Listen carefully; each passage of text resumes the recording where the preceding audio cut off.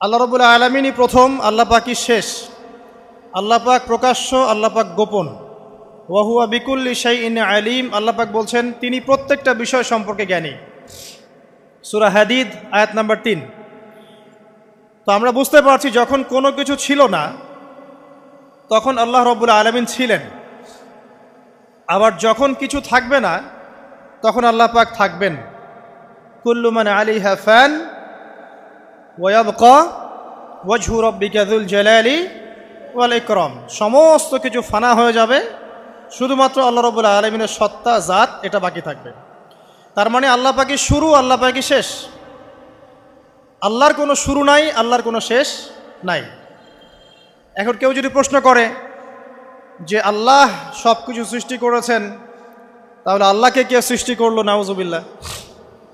তো তখন আমরা বলবো যে যদি কেউ আল্লাহকে সৃষ্টি করতো তাহলে তো সেই সৃষ্টিকর্তা হয়ে যেত, তাই নয় কি? এইভাবে এক এক করে যদি আমরা পিছনের দিকে যেতে থাকি তাহলে একটা পর্যায়ে গিয়ে তো আমাদেরকে থামতে হবে। তো আমরা যেখানে গিয়ে থামছেন সেটাই হচ্ছে আল্লাহ রাব্বুল আলামিন। আল্লাহ পাকের আগে কিছুই ছিল না, বরং অতীত, বর্তমান, ভবিষ্যৎ এটা সময়ের মধ্যে আছে, যে সময়ের মধ্যে আমরা বাস করছি।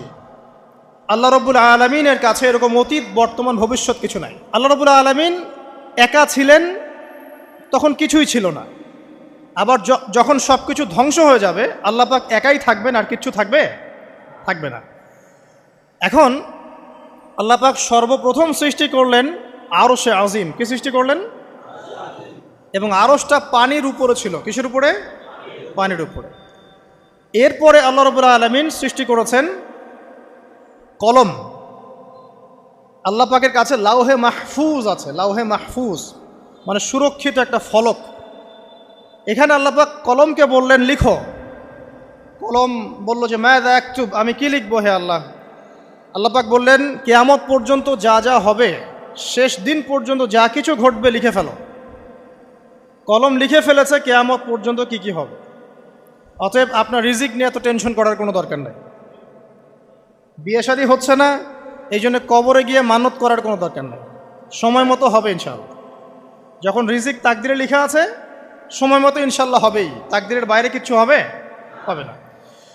তো আল্লাহ পাক তাকদির লিখে ফেললেন। এমনকি লাউহে মাহফুজে কোরআনও লিপিবদ্ধ আছে। সূরা বুরুজ পড়েন নাই? বাল হুয়া কুরআনুম মাজিদ ফি লাউহিম মাহফুজ। লাউহে মাহফুজ থেকে কোরআন মাজিদ নাজিল করা হয়েছে প্রথম আসমানে। এরপর প্রথম আসমান থেকে আস্তে আস্তে ধাপে ধাপে বিভিন্ন ঘটনার পালাক্রমে রাসূলুল্লাহ সাল্লাল্লাহু আলাইহি ওয়াসাল্লামের কলবের মধ্যে জিবরাইল আলাইহিস সালামের মারফতে ওহী করা হয়েছে। এই হলো কোরআন, যেটা নাজিল হতে সময় লেগেছে 23 বছর। তো লাউহে মাহফুজ আল্লাহ রাব্বুল আলামিন সব লিখে ফেললেন। এভাবে 6 দিন, আল্লাহ পাকের হিসেবে 6 দিন কত লম্বা আল্লাহ ভালো জানেন। 6 দিনে আল্লাহ রাব্বুল আলামিন এরপর সৃষ্টি করলেন পুরো মহাবিশ্ব। পুরো মহাবিশ্ব বলতে আমি শুধু পৃথিবীর সৌরজগৎ বোঝাচ্ছি না। এই মঙ্গল, বুধ, শনি, বৃহস্পতি এইটুক না, এরকম হাজার হাজার সৌরজগৎ মিলে একটা গ্যালাক্সি হয়, আর হাজারটা গ্যালাক্সি মিলে গিয়ে একটা আসমান হচ্ছে, মহাকাশের একটা ছায়াপথ আসমান হচ্ছে। তো এরকম 7টা আসমান বা 7টা মহাবিশ্ব আল্লাহ পাক সৃষ্টি করলেন মাত্র 6 দিনে। কয় দিনে? ফি সিত্তাতি আইয়াম। 6 দিন আল্লাহ পাক সৃষ্টি করলেন। এরপর আল্লাহ রাব্বুল আলামিন প্রত্যেক মহাকাশে তার যার যার কাজ সেটা দিলেন। যেখানে যেখানে মাখলুক সৃষ্টি করা আল্লাহ পাক করলেন। আল্লাহ রাব্বুল আলামিন মালায়েকা সৃষ্টি করলেন নূর দিয়ে। কি দিয়ে? আলো দিয়ে। আলোর মধ্য দিয়ে আল্লাহ রাব্বুল আলামিন ফেরেশতা সৃষ্টি করলেন। আল্লাহ পাক জিন সৃষ্টি করলেন। জিন কি দিয়ে? আগুন দিয়ে। একদম যেটা উত্তপ্ত আগুন, লাল আগুন, সেই আগুন দিয়ে আল্লাহ পাক জিন জাতিকে সৃষ্টি করলেন। সৃষ্টি করার পর আল্লাহ রাব্বুল আলামিন জিন জাতিকে পৃথিবীতে পাঠিয়েছেন। কোথায়? আর এখন মানুষ পৃথিবীতে যা করছে, জিন জাতীয় কিছুটা এরকমই কাজ করেছিল, বরং তার চেয়েও হয়তো বেশি করেছিল। পৃথিবীতে সে ফিতনার ফাসাদ সৃষ্টি করেছিল। এক পর্যায়ে আল্লাহ রাব্বুল আলামিন জিন জাতিকে ধ্বংস করে দিলেন। কিছু কিছু জিনকে আল্লাহ পাক অবশিষ্ট রাখলেন, যেগুলো পাহাড়ে, পর্বতে, বিভিন্ন জায়গায়, সমুদ্রে আশ্রয় নিল। পাহাড়ি এলাকাগুলোতে জিন থাকে, গভীর সমুদ্রে জিন থাকে, হ্যাঁ, জঙ্গলে জিন থাকে। এরকম কিছু জায়গা আছে, এগুলোর মধ্যে জিনরা থাকে। তো ওদেরকে ডিস্টার্ব করতে গেলে সমস্যা, আপনাকে ধরে ফেলবে। আর যদি প্রতিদিন সকাল সন্ধ্যার জিকির আজগার ঠিকঠাক মতো না করেন, কোরআন তেলাওয়াত ঠিকঠাক মতো না করেন, নামাজি না হন আর পবিত্র না থাকেন, তাহলে জিন ধরার সম্ভাবনা বেশি। আর আমার মনে হয় এখনকার যে মেয়েগুলো রাস্তাঘাটে ঘোরাফেরা করে, এদের বেশিরভাগই জিন ধরা। কারণ আছে, এমনি এমনি বলি নাই। এটা আপনাকে বুঝতে হলে আল্লাহ এবং তার রাসূলের চোখ দিয়ে দেখতে হবে তো। কারণ তাদের চাল চলন স্বাভাবিক না, কিছু একটা ওদের উপর ভর করেছে। ওই ভরটা করার কারণে তার চাল চলন আজকে এমন হয়ে গেছে। এবং বহু মেয়ের ঘটনা এমন শোনা যায় যে সরাসরি তারা জিন দ্বারা ইফেক্টেড হয়। দেখেন না, রুকিয়া করতে হয়, শরীয়ীভাবে রুকিয়া করতে হয়। তো খেয়াল রাখবেন, সকাল সন্ধ্যার জিকির আজগার ঠিক রাখবেন, কোরআন তেলাওয়াতটা ঠিক রাখবেন, নামাজি হবেন, পাক পবিত্র থাকবেন, জিন আপনাকে কোনো ক্ষতি করতে পারবেন না ইনশাআল্লাহ। জিনরা কিন্তু রাসূল সাল্লাল্লাহু আলাইহি ওয়াসাল্লামেরও ক্ষতি করার চেষ্টা করেছিল। আল্লাহ রাসূল সাল্লাল্লাহু আলাইহি ওয়াসাল্লাম ওটাকে ধরেছিলেন, ধরে মসজিদের খুঁটির সাথে বেঁধে রেখেছে।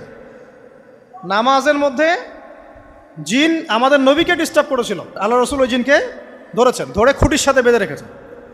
তারপরে তার মনে পড়ল সুলাইমান আলাইহিস সালামের কথা। সুলাইমান আলাইহিস সালাম বলেছিল আল্লাহকে, আল্লাহ আমাকে যে ক্ষমতা তুমি দিয়েছো, আমার পরে কাউকে এই ক্ষমতা আর দিও না। আর সুলাইমান আলাইহিস সালামকে আল্লাহ পাক জিন জাতিকে অনুগত করে দিয়েছিলেন। সুলাইমান আলাইহিস সালামের নির্দেশে জিন জাতি বিভিন্ন কাজ করত, এমনকি সমুদ্রের মধ্যে ডুবুরির কাজও করত, সমুদ্রের ভিতর থেকে রত্ন বের করে নিয়ে আসতো। এগুলো কিন্তু অলিক রূপকথা নয়, সত্য ঘটনা। তখন নবী সাল্লাল্লাহু আলাইহি ওয়াসাল্লাম বললেন যে আমার ভাই সুলাইমানের কথা আমার মনে পড়ে গেল, তাই আমি জিনটাকে ছেড়ে দিলাম। তো আল্লাহ পাক জিন জাতিকে সৃষ্টি করে এই পৃথিবীতে পাঠানোর পর তারা এরকম ফিতনা এবং ফাসাদ সৃষ্টি করার পরে আল্লাহ পাক ওদেরকে ধ্বংস করে দেন। দেওয়ার পরে আরও অনেক যুগ এবং অনেক শতাব্দী কেটে যায়। কত যুগ কত শতাব্দী আল্লাহ ভালো জানেন। অনেক লম্বা সময় পরে গিয়ে আল্লাহ রাব্বুল আলামিন ফেরেশতাদেরকে ডাকেন। কাদেরকে ডাকেন? তাদেরকে ডেকে বলেন, ওয়া ইয ক্বালা রাব্বুকা লিল মালায়েকা, স্মরণ করো নবী সেই সময়ের কথা যখন তোমার রব ফেরেশতাদেরকে ডাকলেন, ডেকে বললেন, ইন্নী জাইলুন ফিল আরদি খলিফা, হে ফেরেশতা মণ্ডলী, আমি পৃথিবীতে আমার খলিফা পাঠাতে চাই।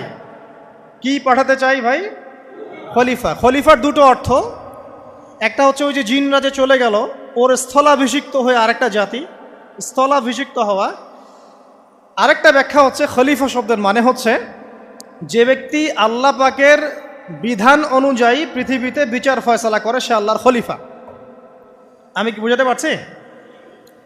আল্লাহ পাক ফেরেশতাদেরকে বললেন, আমি পৃথিবীতে আমার খলিফা পাঠাতে চাই, প্রতিনিধি, এবং যে আল্লাহর বিধান দ্বারা বিচার ফয়সালা করে।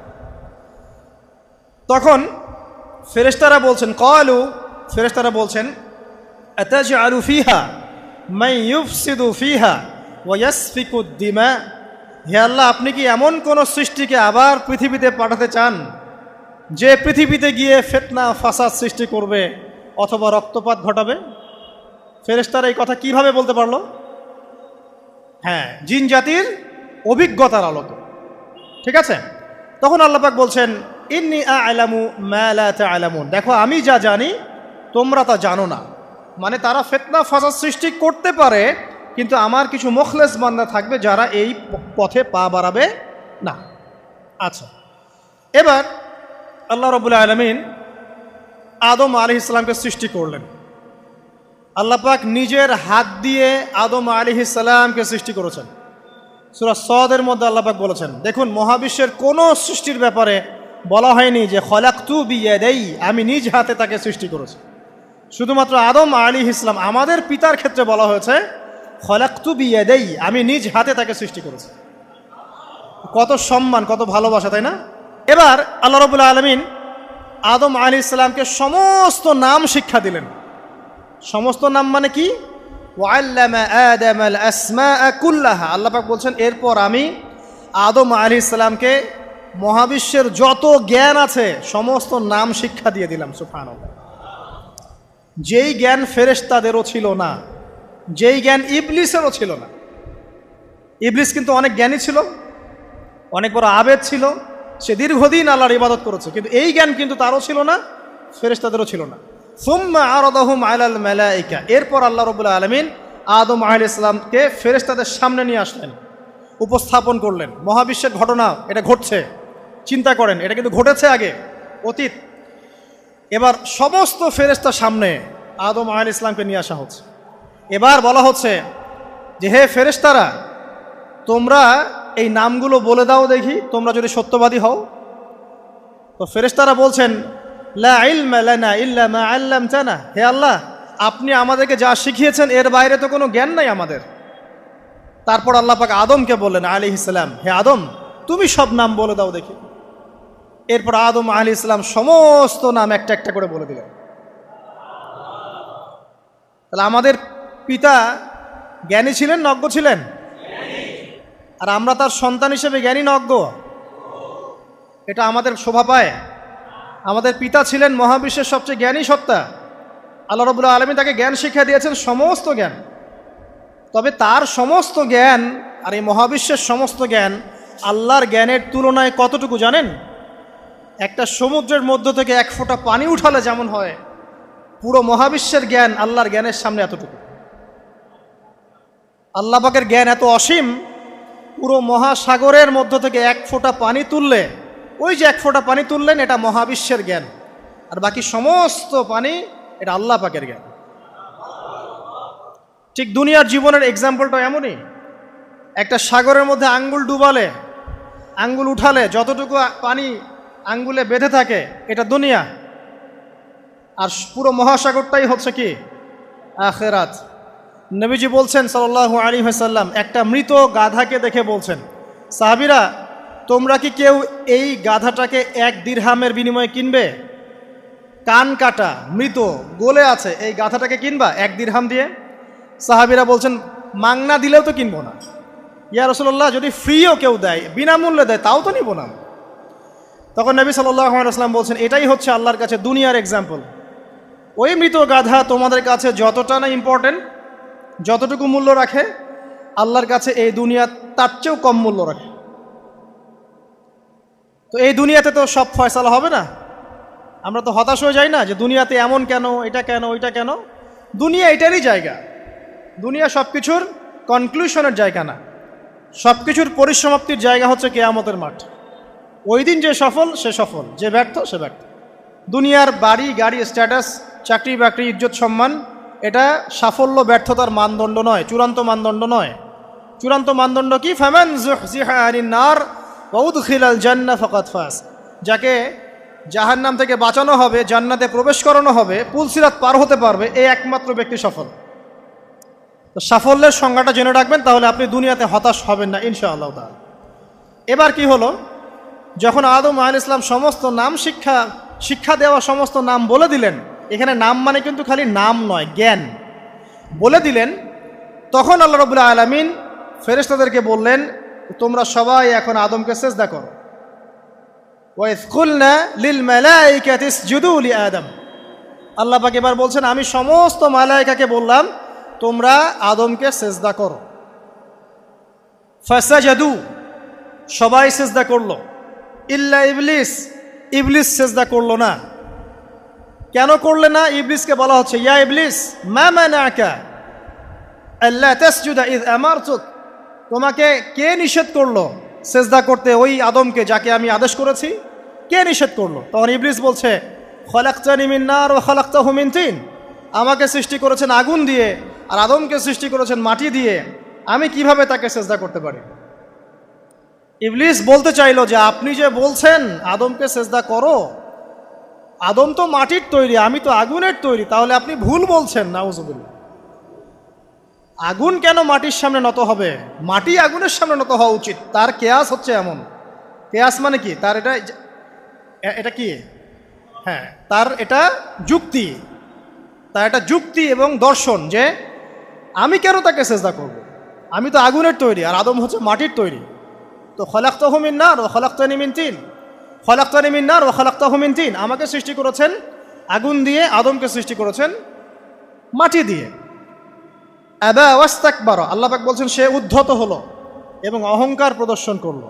আর আল্লাহ পাক অনেক কিছু মাফ করে দেন, কিছু কিছু বিষয় আল্লাহ পাক মোটেই পছন্দ করেন। তার মধ্যে একটা হচ্ছে অহংকার, তার মধ্যে একটা হচ্ছে শিরক, তার মধ্যে একটা হচ্ছে অন্যের হক নষ্ট করা, তার মধ্যে একটা হচ্ছে আদম সন্তানকে হত্যা করা, তার মধ্যে একটা হচ্ছে বৃদ্ধ বয়সে ব্যভিচার করা, তার মধ্যে একটা হচ্ছে মুরতাদ হয়ে যাওয়া। ওই যে খ্রিস্টান হয়ে যাচ্ছেন না, খালি মরেন তারপর বুঝবেন, খালি মালাকুল মউত আসুক তারপর বুঝবেন। আল্লাহ রাব্বুল আলামিন বলছেন তার রাসূলের মাধ্যমে, কেউ যদি সাক্ষ্য দেয় আল্লাহ ছাড়া কোনো মাবুদ নাই, মুহাম্মদ সাল্লাল্লাহু আলাইহি ওয়াসাল্লাম শেষ নবী, ঈসা ইবনে মারইয়াম আল্লাহর প্রেরিত নবী, আল্লাহর পুত্র নন, জান্নাত সত্য এবং জাহান্নাম সত্য, এই পাঁচটা বিষয় যদি কেউ সাক্ষ্য দেয় ইনশাআল্লাহ সে জান্নাতে যাবে, তার আমল যেমনই হোক না কেন। টাকার বিনিময়ে, চাকরির বিনিময়ে, সমাজসেবার নামে আর চিকিৎসার নামে ইমান বিক্রি করে ফেললেন, সুবহানাল্লাহ সুবহানাল্লাহ। তোমাদের এই পৃথিবীতে বেঁচে থাকার চাইতে মাটির তলে চলে যাওয়া ভালো। আবর্জনার কোনো প্রয়োজন নাই আল্লাহর এই জমিনে। এই মুসলিম উম্মার আবর্জনার কোনো প্রয়োজন নাই। এই মুসলিম উম্মার ইমানদার সাহসী তরুণ প্রজন্মের দরকার। আল্লাহ পাক কবুল করুন, আমিন। এরপরে কি হলো? ইবলিস সেজদা করলো না, আবা ওয়াস্তাকবার, সে উদ্ধত হলো এবং অহংকার প্রদর্শন করলো। এবার আল্লাহ পাক জিজ্ঞাসা করলেন, কেন করলে না, কেন করলে না? সে বলল যে আগুন দিয়ে সৃষ্টি করেছেন আমাকে, তাকে সৃষ্টি করেছেন আপনি মাটি দিয়ে, সো আপনি ভুল আমি সঠিক, আমি কেন তাকে সেজদা করব? আল্লাহ পাক তখন আর তার প্রতি রহম করলেন না। আল্লাহ পাক তখন তাকে বলছেন ফখরুজ মিনহা, এখান থেকে বেরো। আল্লাহ পাক যেমন গফুর রহিম আরহামুর রহিমিন, ঠিক তেমনি আল্লাহ পাক শাদীদুল ইকাব, কঠিন শাস্তিদাতাও বটে। আল্লাহ পাক শুধু কি দয়াই করবেন, শাস্তি দিবেন না? দিবেন। ফখরুজ, অপদস্থ হয়ে লাঞ্ছিত হয়ে এখান থেকে বের হয়ে যাও। এখানে অহংকার করার অধিকার তোমাকে দেয়া হয় না, এখান থেকে বের হয়ে যাও। এবার ইবলিস বের হয়ে যাচ্ছে। বের হয়ে যাওয়ার সময় ইবলিস বলছে রব্বি, কি বলছে? রব্বি। দেখেন ইবলিস আল্লাহকে বলছে রব্বি, মানে ইবলিস আস্তিক। ইবলিস কি আস্তিক? ইবলিস আল্লাহ বিশ্বাস করে। ইবলিস বলছে রব্বি, হে আমার রব, আনজিরনি ইলা ইয়াউমি ইউবআসুন, আমাকে কিয়ামত দিবস পর্যন্ত অবকাশ দেন। আমাকে তো বের করে দিচ্ছেন, ঠিক আছে, আমাকে কিয়ামত দিবস পর্যন্ত অবকাশ দেন। শব্দ চয়ন হচ্ছে রব্বি, হে আমার রব, মানে ইবলিস কিন্তু নাস্তিক না। তাহলে এখন যারা এই যে এথিজমে বিশ্বাস করছেন, আসলে এরা কেউ নাস্তিক না, এরা ইসলাম বিদ্বেষী। কখনো দেখবেন না তাদেরকে অন্য ধর্মের কোনো বিষয় নিয়ে কটু মন্তব্য করছে, প্রশ্ন উত্থাপন করছে, এমনটা খুব কমই দেখবেন। এতে যত মাথা ব্যথা ইসলাম নিয়ে। এখানে দেখেন ইবলিসের কথা বলছি, ইবলিস কিন্তু আস্তিক। ইবলিস কি বলছে? রব্বি আনজিরনি ইলা ইয়াউমি ইউবআসুন, হে আমার রব। ইবলিস জানে যে আল্লাহ তার রব। ওই যে সূরা হাশরের শেষের দিকে পড়ে দেখবেন ইবলিস বলে উকফুর, তোমরা কুফরি করো। তারপরে মানুষ যখন কুফরি করে সে বলে আমি ইন্নী আখাফুল্লাহ রাব্বাল আলামিন, আমি আল্লাহকে ভয় করি যে জগৎ সমূহের প্রতিপালক। শয়তানকে মানুষ গিয়ে জিজ্ঞাসা করবে, জাহান্নামীরা, তুমি আমাদেরকে পথভ্রষ্ট করেছিলে। শয়তান বলবে আমি কিচ্ছু করি নাই, আমি তোমাদেরকে কোনো কাজে ফোর্স করি নাই, আমি শুধু তোমাদেরকে ওয়াসওয়াসা দিয়েছি, তোমরা নিজেরাই কাজ করেছো। ফালা তালুমুনি ওয়ালুমু আনফুসাকুম, সূরা ইব্রাহিম পড়ে দেখেন। শয়তান বলবে তোমরা আমাকে লানত করো না, নিজেদেরকেই লানত করো, আমি তো তোমাদেরকে বাধ্য করে কাজ করাই নাই, তোমরা নিজেরাই করেছো এই কাজগুলো। আসুন সামনে যাই। এবার আল্লাহ পাক যখন ইবলিসকে বের করে দিলেন, সে বলছে আমাকে কিয়ামত পর্যন্ত অবকাশ দিন। কিয়ামত পর্যন্ত অবকাশ নিয়ে ইবলিস কি করবে? উত্তর, ইবলিস বলছে ফাবিমা আগওয়াইতানি, হে আল্লাহ, যে কারণে বা যে আদমের কারণে আপনি আমাকে এখান থেকে বের করে দিলেন, লাআকউদান্না লাহুম সিরাতাকাল মুস্তাকিম, আমি সে আদম সন্তানের সরল পথে ওত পেতে বসে থাকব। শয়তানের কথা কি মনে থাকবে যুবক ভাইরা? শয়তানের চ্যালেঞ্জ কি? আমি আদম সন্তানের সরল পথে ওত পেতে বসে থাকবো, মানে আমার আপনার সবার পথে সে ওত পেতে বসে আছে। এটা যদি মাথায় থাকে তাহলে জীবনে চলা সহজ হয় না? আচ্ছা, আর কি করব? সুম্মা লাআতিয়ান্না মিন বাইনি আইদিহিম, শুধু বসেই থাকবো না, আমি আসবো তাদের সামন থেকে, ওয়া মিন খালফিহিম, তাদের পিছন থেকে, ওয়া আন আইমানিহিম, তাদের ডান দিক থেকে, ওয়া আন শামাইলিহিম, তাদের বাম দিক থেকে, ওয়ালা তাজিদু আকসারাহুম শাকিরিন, হে আল্লাহ, আপনি বেশিরভাগ আদম সন্তানকে শুকরগুজার পাবেন না। কার কথা? শয়তানের। এই কথাটা কি সত্য না মিথ্যা? এখন বেশিরভাগ লোক নামাজ পড়ে না পড়ে না? পড়ে পড়ে না। বেশিরভাগ মুসলিমের দাড়ি আছে না নাই? বেশিরভাগ মুসলিম সুদ খায় না খায় না? এখন বেশিরভাগ তরুণ প্রজন্মের জেনায় আছে না নাই? পর্নোগ্রাফি সবাই দেখে না দেখে না? অন্যের সম্পদ আত্মসাৎ মানুষ করছে না? দুর্নীতি করছে না? ঘুষ খাচ্ছে না? ইসলামের বিধান 100% পালন করে কত পার্সেন্ট মানুষ? খুব কম। আচ্ছা বাদ দেন এত বড় বড় কথা, শুধু কোরআনুল কারীম তেলাওয়াত করতে পারে কতজন মানুষ? বলি না আমরা 90% মুসলিমের বাংলাদেশ, তো 90% মুসলিমের বাংলাদেশে কত ভাগ মুসলিম কোরআন তেলাওয়াত করতে পারে? একটা শুমারি করে দেখেন, কোরআন শুমারি। এটা কোরআন শুমারি করে দেখেন যে কত পার্সেন্ট মুসলিম শুদ্ধ করে কোরআন পড়তে পারে। যারা পড়তে জানে তাদেরও পড়া যে কত ভুল আছে, আলেম ওলামার কাছে গেলে বুঝতে পারবেন। আর এই ভুলের কারণে যে অর্থ কত পরিবর্তন হচ্ছে আপনি তো জানেনই না। তো এই যে শয়তান বলেছে ওয়ালা তাজিদু আকসারাহুম শাকিরিন, আপনি বেশিরভাগকেই শুকরগুজার পাবেন। তো কথা সত্য না মিথ্যা? দেখেন, ও কিন্তু তার মিশনের মধ্যে ঠিকই আছে। কথা যে সত্য তার প্রমাণ সহিহ বুখারীর একটা হাদিস, যেটা 4 বার এসেছে বুখারীর মধ্যে, যে আদম আলাইহিস সালামকে ডাকা হবে কিয়ামতের মাঠে, ডেকে বলা হবে তোমার সন্তানদের মধ্য থেকে জাহান্নামীদেরকে আলাদা করে দাও। আদম আলাইহিস সালাম বলবেন কতজনকে আলাদা করে দিব? আল্লাহ পাক বলবেন প্রতি 1099 জনকে জাহান্নামের জন্য আলাদা করে দাও। শয়তানের কথা ঠিক না বেঠিক? এবার আল্লাহ রাব্বুল আলামিন তাকে বের করে দিলেন। ইবলিস এবার বের হয়ে গেল, চ্যালেঞ্জও করলো। এবার আল্লাহ পাক আদম আলাইহিস সালামকে ডেকে বলছে ইয়া আদম, এবার আদম আলাইহিস সালামের এই যে পাজর মানে বুকের পাজর, এখান থেকে তার সঙ্গিনীকে সৃষ্টি করা হলো। কারণ আদম আলাইহিস সালাম একাকী ছিলেন, একা কি থাকা যায়? একা থাকতে কষ্ট হয় না? একজন জীবন সঙ্গী লাগে না?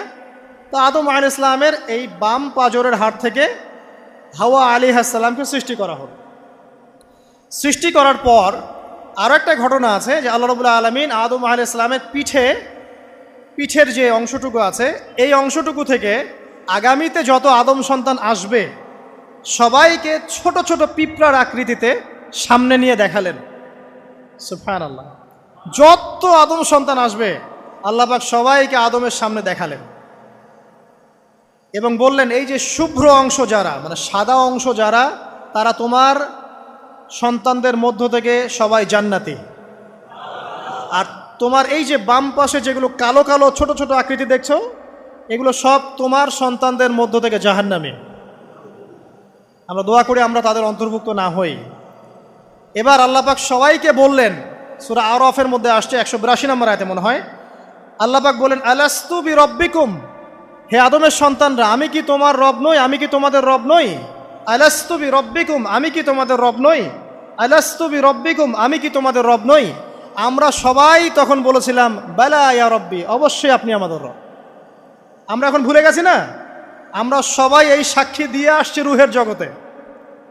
আর রুহের জগৎ বলে একটা জগৎ আছে, অনেক জগৎ আছে। রুহের জগৎ একটা, দুনিয়ার জগৎ একটা, জিন জাতির জগৎ আলাদা, বারজাখ পরকালে যে কবরে রাখার পরে বারজাখের জগৎ একটা, আর দারুল করার যেটা হবে একদম জান্নাত জাহান্নাম, ওটা আরেকটা জগৎ। এই যে মহাবিশ্ব যে সম্প্রসারিত হচ্ছে, এক এক গ্যালাক্সিতে এক একটা জগৎ না, এরকম বহু জগৎ আছে। রুহের জগতে আমরা এই ওয়াদা আল্লাহর কাছে করে এসেছি, এটাকে আহদে আলাস্তু বলে। কি বলে? আহদে আলাস্তু, মানে আলাস্তু বি রব্বিকুম, আমি কি তোমাদের রব নই? আমরা বলেছিলাম হ্যাঁ আপনি আমাদের রব। একটা মজার কথা আছে এখানে, যখন আদম আলাইহিস সালাম দেখছিলেন তার সন্তানদেরকে সাদা সাদা আকৃতি ছোট ছোট, এর মধ্যে একটা সন্তানকে দেখে, একজন সন্তানকে দেখে তার প্রচণ্ড ভালো লেগেছিল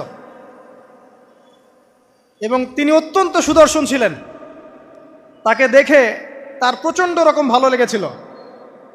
আল্লাহ পাককে তিনি জিজ্ঞাসা করলেন, হে আল্লাহ, আমার সন্তানদের মধ্যে একে, এই সুন্দর সন্তান কে?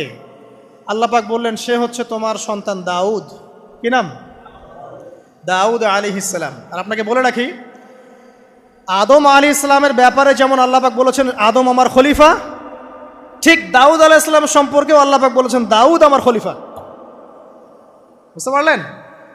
কোথায় আছে? সূরা সদ পড়ে দেখেন। ঠিক আদম আলাইহিস সালাম সম্পর্কে আল্লাহ পাক বলেছেন না যে আমি পৃথিবীতে খলিফা পাঠাচ্ছি, ঠিক দাউদ আলাইহিস সালাম সম্পর্কেও আল্লাহ পাক বলেছেন দাউদ আমার খলিফা।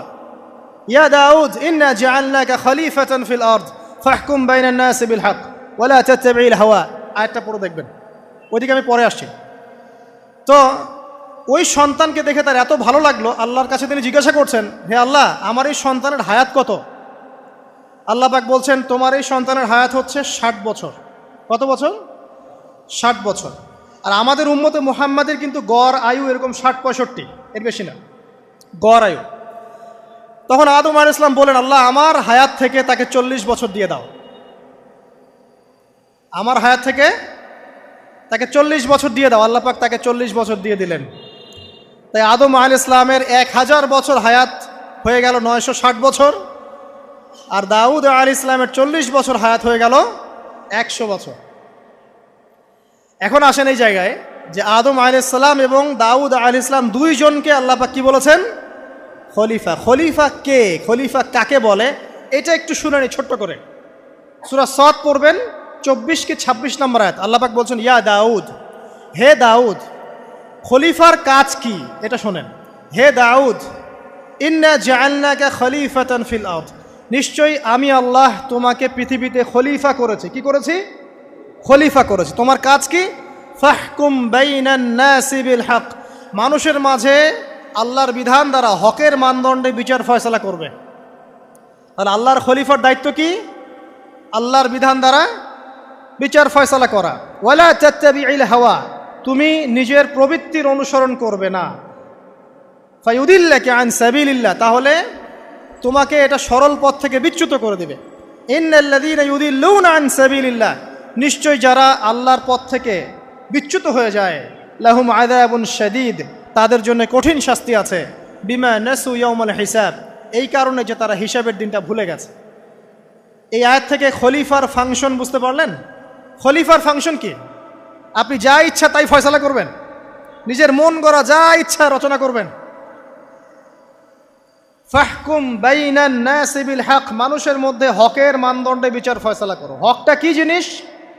আমার দর্শন হক, আমার ফিলোসফি হক, আমার যুক্তি, আমার বিজ্ঞান, এগুলোই হকের মানদণ্ড। হকের মানদণ্ড কি?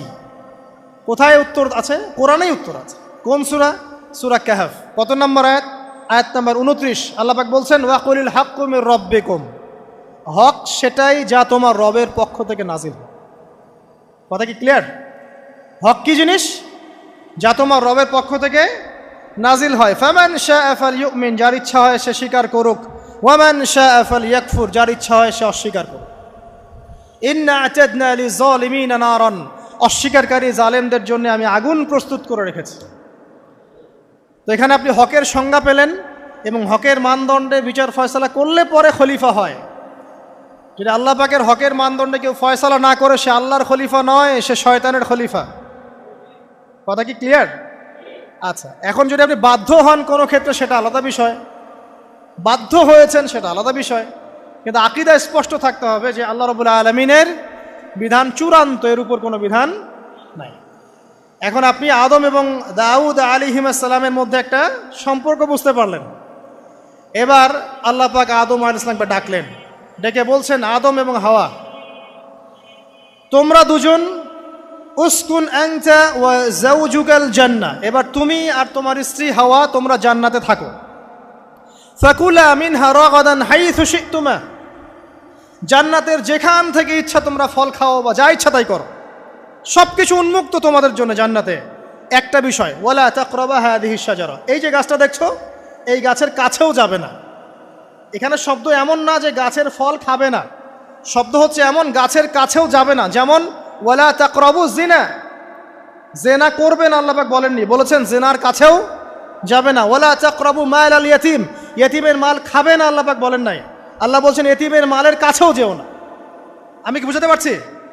এই গাছের কাছেও যেও না। এবার জান্নাতে তারা থাকতে লাগলেন। এবার ইবলিস তো আর হাল ছেড়ে দেয় নাই, সে কি বলেছিল? ডান বাম সামন পিছন সব দিক থেকে আসবে। সে এসে ওয়াসওয়াসা দেয়। কি ওয়াসওয়াসা দেয়? হে আদম হাল আদুল্লুকা, আমি কি তোমাকে বলে দিব আলা শাজারাতিল খুলদ ওয়া মুলকিন লা ইয়াবলা, হে আদম আমি কি তোমাকে বলে দিব এমন একটা গাছের কথা, যেই গাছের ফল খেলে পরে তুমি চিরস্থায়ী জীবন লাভ করবে, কোনো দিন মারা যাবে না। এই চিরস্থায়িত্বের টোপ দিচ্ছে কে? এই চিরস্থায়ী ক্ষমতার টোপে মানুষ পথ হারাচ্ছে না পৃথিবীতে। ওয়া মুলকিন লা ইয়াবলা, এমন রাজত্ব পাবে যেই রাজত্ব কখনো ক্ষয় হবে না। চিরস্থায়িত্বের টোপ, রাজত্বের টোপ, এই দুটোই হচ্ছে পৃথিবীতে মানুষকে পথভ্রষ্ট করার শয়তানের অস্ত্র। কথা মনে বুঝতে পারেন না? আমার মাথার উপর দিয়ে যাচ্ছে, বুঝতে পারবেন ইনশাআল্লাহ। তো টোপ দিচ্ছে দুইটা, হাল আদুল্লুকা আলা শাজারাতিল খুলদ ওয়া মুলকিন লা ইয়াবলা।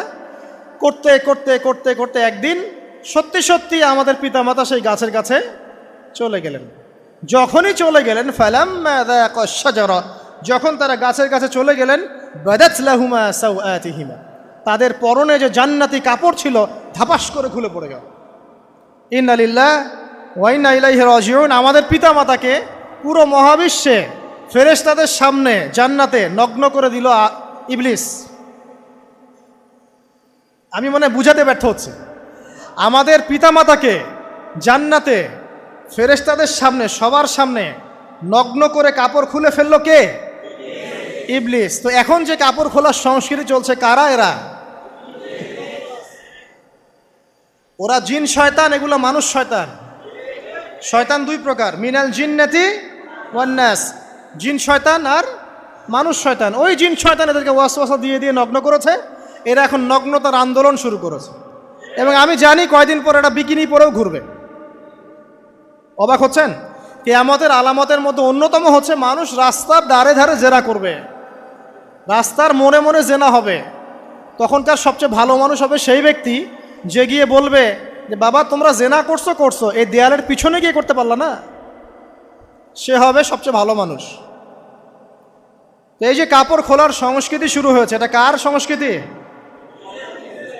বাদাত লাহুমা সাওআতিহিমা। আল্লাহ পাক আরো বলছেন, ইয়া বানি আদম, হে আদম সন্তান, লা ইয়াফতিনান্নাকুমুশ শাইতান, শয়তান যেন তোমাদেরকে ফিতনায় ফেলতে না পারে।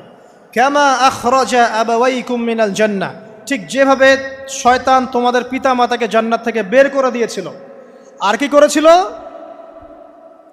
কামা আখরাজা আবাওয়াইকুম মিনাল জান্নাহ ইয়ানজিউ আনহুমা লিবাসাহুমা, শয়তান তোমাদের পিতা মাতার লেবাস পোশাক খুলে ফেলেছিল। ঠিক এভাবেই যেন পৃথিবীতে শয়তান তোমাদেরকে ফিতনায় ফেলতে না পারে, আল্লাহ পাক সতর্ক করছেন। এখন কি বুঝতে পারছেন? এই নগ্নতার যে 6 লাভ, নগ্নতা, অশ্লীলতা, পর্নোগ্রাফি, বেহায়াপনা, ফ্রি মিক্সিং, নারীদেরকে নগ্ন করে রাস্তায় বের করে নিয়ে আসা, এগুলো কার এজেন্ডা? শয়তানের এজেন্ডা। এর উপর কোনো কথা নাই, কারণ কোরআনের উপর কোনো সত্য নাই। এগুলোর উপরে কোনো কথা হবে না, বিকজ কোরআনের উপর কোনো সত্য নাই। আছে? নাই। কোরআনে আল্লাহ পাক বলেছেন যে শয়তান ফিতনায় ফেলেছিল, ইয়ানজিউ আনহুমা লিবাসাহুমা, শয়তান তোমাদের পিতামাতার লেবাস খুলে ফেলে দিয়েছিল। ওয়া তাফিকা ইয়াখতিফানি আলাইহিমা মিন ওয়ারাকিল জান্নাহ, তখন আমাদের পিতামাতা জান্নাতের গাছের যে এই যে পাতাগুলো আছে এগুলো ছিঁড়ে ছিঁড়ে লজ্জাস্থান ঢাকতে লাগলেন। ইন্না লিল্লাহ। আমাদের পিতামাতার কি দুর্দশা হয়েছিল, আমাদের পিতামাতার কি দুর্দশা, কি লজ্জা হয়েছিল তখন। চিন্তা করে দেখেন, শয়তান কাপড় খুলে ফেলে দিয়েছে, আর আমাদের পিতামাতা, আমাদের মা, আমাদের বাবা জান্নাতের এই যে পাতাগুলো ছিঁড়ে ছিঁড়ে গায়ের লজ্জাস্থান ঢাকা শুরু করেছেন। কি পরিমাণ লজ্জা চিন্তা করেন। আপনাকে যদি এখানে কেউ নগ্ন করে ফেলে এবং আপনি যদি না চান বিষয়টা, সবাই জোর করে আপনার কাপড় খুলে ফেলে, আপনার কেমন লাগবে? কেমন লাগবে? এই ঘটনা ঘটেছে মহাবিশ্বে, শয়তান ঘটিয়েছে। এরপর আল্লাহ পাক ডাকলেন, ডেকে বলছেন, ইয়া আদম, হে আদম, আলাম আনহাকুমা আন তিলকুমা শাজারা, হে আদম আমি কি তোমাদেরকে দুজনকে নিষেধ করি নাই যে গাছের কাছে যাবে না? আমি কি তোমাদের দুইজনকে নিষেধ করি নাই যে তোমরা গাছের কাছে যাবে না? তখন আদম আলাইহিস সালাম বুঝতে পারলেন যে তারা একটা বড় ভুল করে ফেলেছে। তারপর আল্লাহ রাব্বুল আলামিন দয়া পরবশ হয়ে আদম এবং হাওয়া আলাইহিস সালামকে কালিমা শিক্ষা দিলেন, তওবার কালিমা, যেই কালিমা দিয়ে তারা তওবা করতে পারেন। সেই কালিমা হচ্ছে রব্বানা যালামনা আনফুসানা ওয়া ইল্লাম তাগফির লানা ওয়া তারহামনা লানাকুনান্না মিনাল খাসিরিন। এই দোয়া শিখে নিয়ে আদম এবং হাওয়া আলাইহিস সালাম তওবা করলেন। আল্লাহ পাক তাদের তওবা কবুল করে মাফ করে দিলেন। কিন্তু জান্নাতে আর থাকা হলো না। আল্লাহ পাক বলেন, কুল নাহবিতু মিনহা জামিআ, এবার তোমরা সবাই মিলে এখন পৃথিবীতে নেমে যাও। আল্লাহ মাফ করে দিলেন, কিন্তু তোমরা এখন পৃথিবীতে নেমে যাও, জান্নাতে আর থাকা হবে না। খেয়াল করে দেখেন, ইবলিসও আল্লাহর আদেশ মানে নাই। আল্লাহ বলেছেন সেজদা করো, ইবলিস কিন্তু করে নাই। আবার আমাদের পিতা আদম আলাইহিস সালামকে আল্লাহ পাক বলেছেন গাছের কাছে যেও না, তারা চলে গেছেন। দুটোই কি অবাধ্যতা নয়? তাহলে ইবলিসকে চিরস্থায়ী জাহান্নামী করা হলো, আদম সন্তানকে কেন করা হলো না? উত্তর, আদম সন্তান আদম আলাইহিস সালাম তওবা করে ফিরে এসেছে, ইবলিস আসে নাই। তাই আমাদের দ্বারা পদে পদে ভুল হবেই, তওবা করে ফিরে আসলেই গুনাহ মাফ ইনশাআল্লাহ। আর যদি ইবলিসের মতো গুনার উপর গুনাহ করতেই থাকেন আর বলেন যে আমি ঠিক কাজ করছি, তাহলে ইনশাআল্লাহ ওই যে জাহান্নাম অপেক্ষা করছে। ইবলিসকে আল্লাহ পাক বললেন যে তুমি এবং তোমার অনুসারী যারাই থাকবে সবাইকে দিয়ে লাআমলাআন্না জাহান্নামা মিনকুম আজমাইন, তোমাদের সবাইকে দিয়ে আমি জাহান্নাম পরিপূর্ণ করব, নাউযুবিল্লাহ। এবার সবাই পৃথিবীতে নেমে আসলো। পৃথিবীতে এসেই কি আল্লাহ পাক ছেড়ে দিলেন? না, আল্লাহ রাব্বুল আলামিন বলছেন কুল নাহবিতু মিনহা জামিআ, তোমরা পৃথিবীতে নেমে যাও। ফাইম্মা ইয়াতিয়ান্নাকুম মিন্নি হুদান, দুনিয়াতে যাচ্ছ যাও, তবে মনে রেখো যে আমার পক্ষ থেকে তোমাদের কাছে হেদায়েতের বাণী আসবে। আমার পক্ষ থেকে তোমাদের কাছে হেদায়েতের বাণী আসবে। ফামান তাবিআ হুদায়া ফালা খাউফুন আলাইহিম ওয়ালা হুম ইয়াহজানুন, যারা আমার হেদায়েতের বাণীগুলো মেনে চলবে তাদের কোনো ভয় নাই, কোনো দুশ্চিন্তাও নাই। ওয়াল্লাযীনা কাফারু ওয়া কাযযাবু বিআয়াতিনা, কিন্তু যারা আমার আয়াতকে কুফরি করবে, মিথ্যা প্রতিপন্ন করবে, ফাউলাইকা আসহাবুন নার, তারা হবে জাহান্নামের অধিবাসী। হুম ফিহা খালিদুন, তারা সেখানে চিরস্থায়ী হবে। এই সহজ সরল জীবন দর্শন দিয়ে আল্লাহ পাক পৃথিবীতে পাঠিয়ে দিলেন। এবার শুরু হলো পৃথিবীতে পথ চলা। পৃথিবীতে পথ চলার ক্ষেত্রে অনেক কিছু সৃষ্টি করতে হলো, আবিষ্কার, কৃষিকাজ, এটা ওটা সব কিছু। আদম আলাইহিস সালামকে আল্লাহ পাক সেই জ্ঞান ওহির মাধ্যমে শিক্ষা দিলেন। কৃষিকাজ আল্লাহ পাক শিক্ষা দিয়েছেন, চাকা সৃষ্টি করা আল্লাহ পাক শিক্ষা দিয়েছেন, বাহন সৃষ্টি করা আল্লাহ পাক শিক্ষা দিয়েছেন। যত রকম জ্ঞান আছে সমস্ত জ্ঞান এসেছে নবীদের পক্ষ থেকে। সব কিছু জ্ঞানের মূল ভিত্তি এসেছে নবীদের কাছ থেকে, আল্লাহর ওহির কাছ থেকে। যত সভ্যতা দেখছেন বড় বড়, সমস্ত সভ্যতা শুরু হয়েছে নবী দ্বারা, এবং সভ্যতা শেষও হবে একজন নবী দ্বারা। তার নাম কি? ঈসা ইবনে মারইয়াম। আদম আলাইহিস সালাম আল্লাহর দেয়া শিক্ষায় শিক্ষিত হয়ে দুনিয়াতে চলতে লাগলেন এবং তওবা ইস্তেগফার করতে লাগলেন, কাঁদতে লাগলেন। দীর্ঘকাল তারা ক্রন্দন করেছেন। কি কারণে? ওই যে একটা ভুল তারা করে ফেলেছে। দুনিয়াতে এসে ক্রন্দন করতে করতে করতে করতে আল্লাহ রাব্বুল আলামিন এক পর্যায়ে তওবা কবুল করে ফেললেন। এবার সামনে যান, তাদের সন্তান হলো হাবিল এবং কাবিল। নাম শুনেছেন? শোনেন নাই? হাবিলের কুরবানি কবুল হয়, কাবিলের কুরবানি কবুল হচ্ছে না। বিকজ কাবিল এর কুরবানির মধ্যে ইখলাস নাই। ভাইয়ের কুরবানি কেন কবুল হচ্ছে, আমারটা কেন হচ্ছে না? হিংসার বশবর্তী হয়ে কাবিল হাবিলকে হত্যা করে ফেললো। নবী পরিবারের সদস্য হয়েও কাবিল এরকম অন্যায় করে ফেলল। আর কি হলো? রাসূল সাল্লাল্লাহু আলাইহি সাল্লাম বলেছেন, পৃথিবীতে যত মানুষ অন্যায়ভাবে নিহত হবে, পৃথিবীতে যত মানুষ অন্যায়ভাবে খুন হবে, সমস্ত খুনের পাপের একটা অংশ কাবিলের আমলনামায় যুক্ত হবে। কারণ সেই প্রথম খুন চালু করেছে। এই যে আজকে গুনাহে জারিয়া চালু করছেন না, সুদী এনজিও, সুদী সমিতি, সিনেমা হল, এইটা ওইটা, মদের বার, যত গুনাহে জারিয়া চালু করছেন, মৃত্যু হবে, কবরে যাবেন ঠিকই, কিন্তু গুনাহ কমবে না ইনশাআল্লাহ। মনে করেন একজন নগ্ন ছবিতে অভিনয় করেছে, ঠিক আছে, এখন নাই পৃথিবীতে, বা কেউ অশ্লীল গান বাজনা করে দুনিয়া থেকে বিদায় নিয়েছে, দুনিয়াতে তার গান এখনও বাজছে, সে কবরে শুয়ে শুয়েই সেই গোনাগুলো পাচ্ছে। ঠিক আপনি যদি এখন ভালো কোনো কাজ করেন, দিনই কোনো ভালো কাজ করেন, মসজিদ হোক, মাদ্রাসা হোক, ইয়েতিমখানা হোক, বিধবাদের কোনো প্রকল্প হোক, বৃদ্ধাশ্রম হোক, মানবতার কোনো কল্যাণমূলক কাজ হোক, মৃত্যুর পরেও ইনশাল্লাহ আপনি নেকি পেতে থাকবেন। সদকায়ে জারিয়া আর গুনাহে জারিয়া ভালো করে বুঝবেন। একটা গুনাহ করে মাফ নেওয়া আলাদা বিষয়, আর গুনাহ চলতে থাকাটা আর একটা বিষয়। আল্লাহ আমাদেরকে হেফাজত করুন, আমিন। নবী পরিবার এগিয়ে গেল এবং তাদের সময়ে তারা শুধু ক্রন্দন করেছেন, ইবাদত করেছেন, আল্লাহর কাছে ইস্তেগফার করেছেন এবং ওই যে জান্নাতে ফিরে যাওয়ার জন্য তারা আপ্রাণ চেষ্টা করেছে।